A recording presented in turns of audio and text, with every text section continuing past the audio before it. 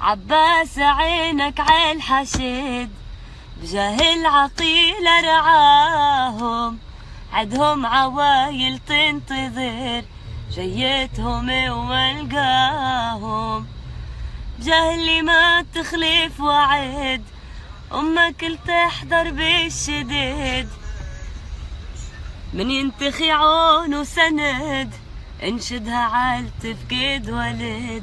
وعباس عينك عالحشد بجاه العقيلة رعاهم، عدهم عوايل تنتظر جيتهم وملقاهم، بجاه اللي ما تخلف وعد أمك لتحضر بالشديد انشدها عال لا من ينتخي عون وسند انشدها عال تفقد ولد، قلهم يشبهون الورد. ايه بعدين علي تفقد ولد يشبهون الورد. وعباس عينك عالحشد جاه العقيلة رعاهم. حلو كتير.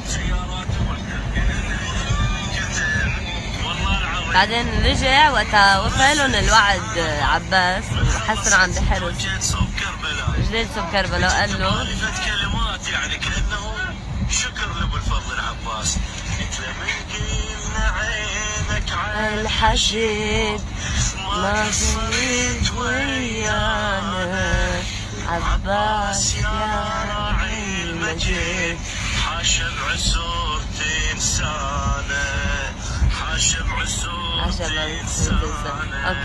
وعباس من الاول اخر مره. عباس عينك عالحشد بجاه العقيلة رعاهم، عدهم عوايل تنتظر جيتهم وملقاهم، بجاه اللي ما تخلف وعد أمك لتحضر بالشديد، من ينتخي عون وسند انشدها عالي يفقد ولد، كلهم يشبهون الورد. نا نا نا نا نا نا. عباس عينك عالحشد بجاه العقيلة رعاهم. بدكم تعرفوا وين رايحين هلا؟ رح خليكم معنا مباشر. هسا رايحين نقابل، ما بنقول وين امنيا، ما لازم نقول، ما رح نقول امنيا وين. رايحين نقابل قائد بالحشد الشعبي، بتحبوه كلش، بتحبوه، ما بتحبوه اكثر من سيد علي ال حيدر الحلي الحسيني، بس بتحبوه لانه مسيحي واقف وقفه لذيذه.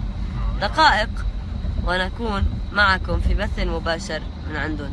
باي.